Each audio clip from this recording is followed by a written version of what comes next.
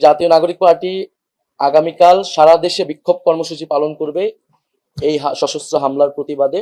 আমাদের যেই ফরিদপুরের পথসভা কালকে থাকবে, আমরা সারা দেশের মানুষের প্রতি আহ্বান রাখছি, সরকার এবং প্রশাসনের প্রতি আমরা আহ্বান রাখছি যে আমরা কিন্তু গোপালগঞ্জে আমরা বা যে কোনো জেলায় যখন আমরা যাই, প্রশাসনের সাথে কথা বলেই যাই, সিকিউরিটি ক্লিয়ারেন্স নিয়ে যাই। গোপালগঞ্জে কিন্তু একইভাবেই যাওয়া হয়েছে। সেখানকার আইন শৃঙ্খলা বাহিনী এবং প্রশাসন আমাদেরকে যে ডিরেকশন দিয়েছেন, যে রুটে যেতে বলেছেন, আমরা কিন্তু সেভাবেই গিয়েছি এবং আসার সময় সেভাবেই এসেছি। তারা যদি আরো কঠোর হতো, আরো সতর্ক হতো আগের থেকে, তাহলে হয়তো পরিস্থিতি তারা সামাল দিতে পারতেন।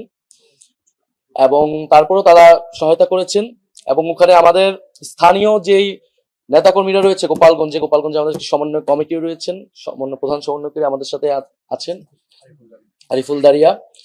সেখানকার তাদের পরিবারগুলোকে কিন্তু হুমকি দেওয়া হচ্ছে এবং তাদের নিরাপত্তার বিষয়টা আমরা দাবি জানাচ্ছি।